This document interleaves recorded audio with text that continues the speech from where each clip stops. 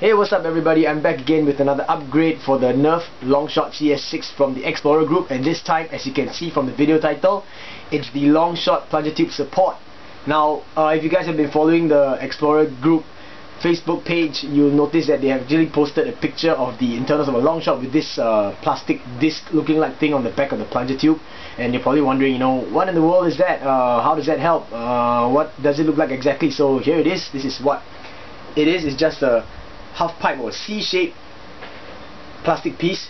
Now this thing is actually molded, casted out of a polyurethane sort of a mix. I don't know what it is exactly, but it's bloody sturdy. As you can see, it doesn't really bend much under pressure, even though it's so thin. I would say that it's about, I don't know, this piece over here is about 1 mm to 2 mm thick. That's millimeters, by the way. And yeah, it's actually pretty sturdy. And what I'm going to do is I'm actually going to take you through an installation for this thing, and do stay tuned to the end of the video where I will give you a coupon code. If you guys are actually interested in buying this thing, you get like a discount off, but what discount I'm not going to tell you yet. Stay tuned and watch. Now I'm going to take you over to a close-up shot of my red Longshot because I want to add this one in. You know, all the Explorer parts are inside, and I'll run you through the installation process, so catch you in a short while. Boom! With the magic of video editing, we suddenly have my red Longshot in front of you, opened up and ready for the installation. Now before we perform the installation, of course we need some tools, and we need a simple wire cutter and of course a standard Phillips head screwdriver. That's because we're going to remove some of the screws in this area. And without mentioning anything, of course you need this piece, the plunger tube support. Now this is the area in question, and I'm going to give you guys a quick close-up look of what is going to happen over here. Now if you can see, this is the plunger tube itself, and that is the end cap, the Explorer or the Mickey Mouse piece, that black piece that you have if yours is stock, but this is the Explorer piece. Alright, now you can tell there's a slight little gap in between the wall and this plunger tube end cap over here. Now that's what this thing is gonna do, support against that over here and spread the stress out along the sides here and onto the screw ports over here. Right, now for some of you guys who have overpowered springs, you realize that these two screw ports over here are either breaking off or have already cracked or something like that. Now I have experienced opening stock Longshots out of the box with already cracked screw ports over here, and that kind of sucks. That means that your screws can't go in all the way, and then this thing will be wobbling a little bit back and forth. Now if I were to translate that into power, that means you basically lose about a millimeter's worth of spring compression over here. Now some people will say that, you know, it's alright, I can actually function, you know, my Longshot can function without this end cap over here, this plunger back end cap. And that's up to you, because eventually the spring, at the end of the day, the spring will actually be resting against the wall of your Longshot, which is this piece over here. That red thing, I can't get my screwdriver in. Yeah, that's the one, that one over there. Your spring will be resting along that part, but it's entirely up to you. Personally, I would rather keep this one in place, this one in place, and I would like to have that as a additional support, because reinforcements are always good. So now I'm gonna put my camera back, and let's go and start the installation. Alrighty dighty, here we go. First of all, grab your Phillips head screwdriver, and we are going to remove this screw over here. Why? Because we need to remove this trigger piece. Why? Because the trigger piece is blocking the bolt lock. Why do we have to remove the bolt lock? Because we need to install that piece over there, and this nut goes in there. Alright, so let's just go. I'm sorry.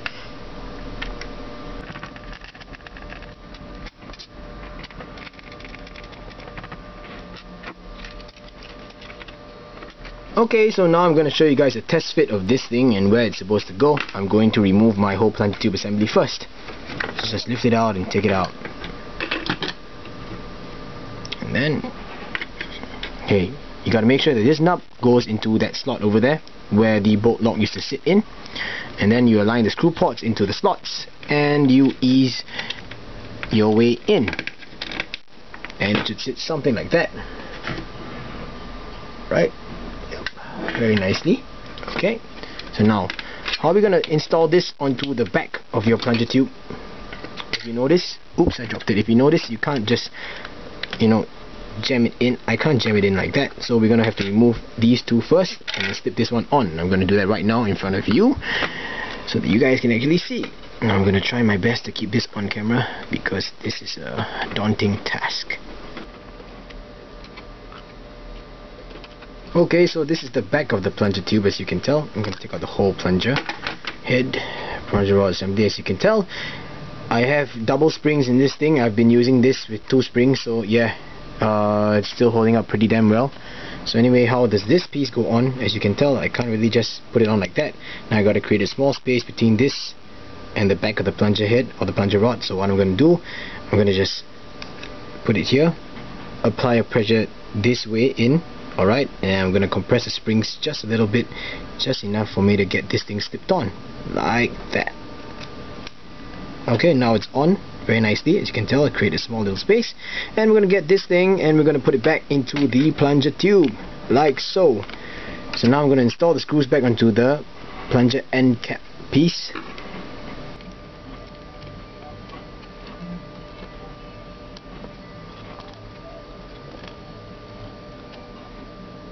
Okay, so now with everything back in place, this is the part that we're going to have to summon our wire cutters, and we're going to have to cut off some of the shell over this area and on this area over here. Those things actually protruding out around the screw ports, and we're going to just have to snip it off gently. That's the word. We're just going to snip, snip, snip. Right, so here we go.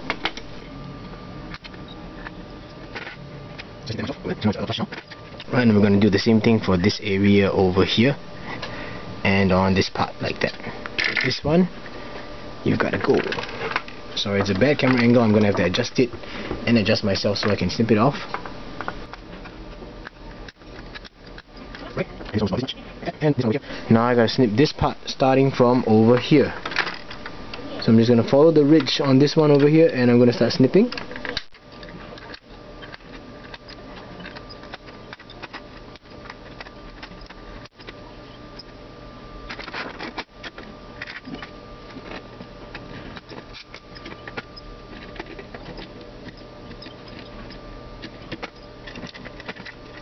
Alright, so we removed that much.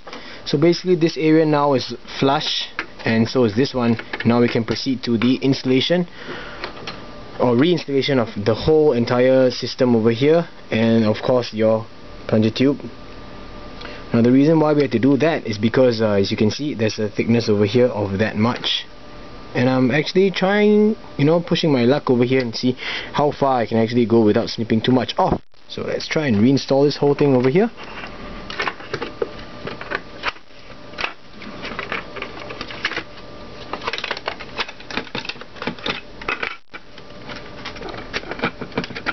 For this part, we need a pair of steady hands. Basically ease the whole thing down.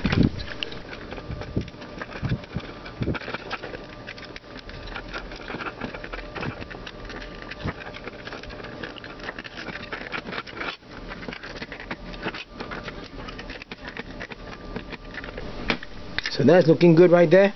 All you gotta do right now is install back this screw over here and install back your trigger assembly, and don't forget to install that screw over here for the trigger.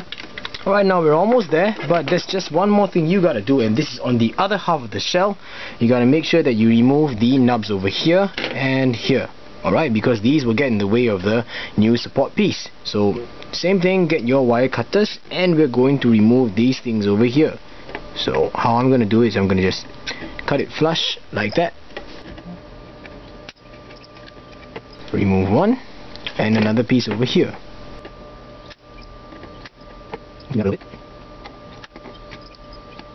And we are done. Right, so now let's go over back to the first half of the shell. Now when we're done with the installation, your Longshot should look something like this on the inside right now, with the plunger tube support on the back here. Let me just show you a little groove over here in this corner. As you can see, slight small little space up here in the corners like that. So this thing is seated very nicely right in, and the black piece, the back part of the plunger rod, should be resting right next to the plunger tube support piece over here, and it should be flush with no gaps in between. And then make sure that you install back this screw. I mean, you can choose not to. I just wanted this in place so that I can make sure that this thing doesn't move away, and install back your trigger with the screw. What's left is just for you to close up your Longshot, and we are done. And that was the installation process. Pretty simple, eh? So you know how I do, I keep it real, so I'm going to give you guys a quick pros and cons on this little thing over here. There aren't really many cons to this thing, simply because it's a reinforcement piece, but if there was a con, I would say that it's simply because of the fact that you have to pay money for it. You can't really make something like that. I mean, you can think of, but I don't know if you can actually machine or create something that has, you know, slots that will go in nicely, perfectly on a screw port like that. Another con would be that you have to cut your shell. It's not like you know, the old system, the drag and drop thing, where, you know, you can just stick out and replace the internal parts. But this one, you clearly have to make some adjustments to your Longshot shell. The next con would be that you lose the bolt lock mechanism. Personally, I like the bolt lock mechanism. I don't like the fact that I might accidentally double feed. You know what I mean by double feed? I mean that you prime it once and then you accidentally prime it twice. So there's 2 darts that goes into the breech, and I don't really like that. Apart from that, not many other cons. Now, pros. This thing is a reinforcement piece. Like I said, you can never ever reinforce your blaster too much. Reinforcement is always good.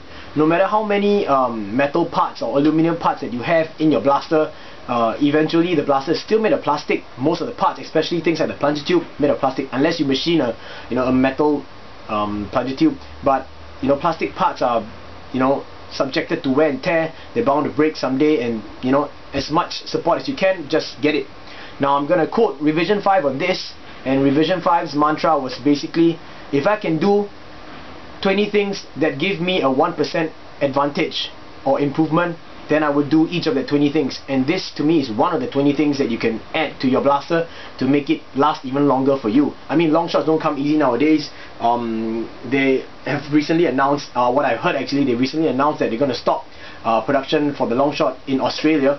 I mean, I don't really understand how that works, but Australia always seem to have an ever, you know, a non-stop flow of the long shots. But here in Singapore, it sold out back then. We had a restock once, it sold out again, and then we had another restock recently, I think about a few months ago, and that's like totally gone right now. So everybody's like, I want a long shot, I want a long shot. So you guys have to spend like exorbitant amounts of money on, you know, eBay, Amazon, just to get yourself a new inbox yellow long shot, by the way.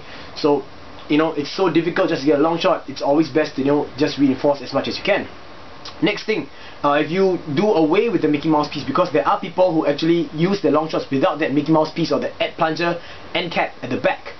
Yeah, it works because your spring is actually leaning on the walls of the long shot, but it's still a small little space, and, you know, I'm quite picky about that. I'm a perfectionist in that sense, and I'm quite anal about that. So even that 1mm space means that the spring compression is less by 1mm. So it's up to you guys, really. Yeah, it's entirely up to you. For those of you interested in purchasing the Xplorer plunger tube support, this thing's actually retailing for 38 Sing. That's 38 Singapore dollars. But before you actually contact any of the Xplorer guys, hang on, let me give you my coupon code, okay? So how do you go about getting this coupon code? Send an email to xplorer_sg@hotmail.com. Alright, that is actually the official Xplorer email address, with the subject title of XPTS. And then in your email body, anywhere in the email body, please quote this: pSykXSUPPORT. That's pSykXSUPPORT. Now what this does is that when you include that coupon code, you will get $10 off, 10 Sing, $10 off this thing. So it will retail to you at 28 Sing instead. That's 28 Singapore dollars. Now of course, overseas buyers is subjected to your conversion rate, and of course with shipping. Alright, so I would recommend that you guys get this one if you really want, you know, just to add additional reinforcement to your long shot. I know that I'll be getting as many pieces as I can just to reinforce all of my long shots, except for 1 or 2 when I want to keep that bolt lock. Alright, so that's about it. Thanks guys for watching. Take care. Peace.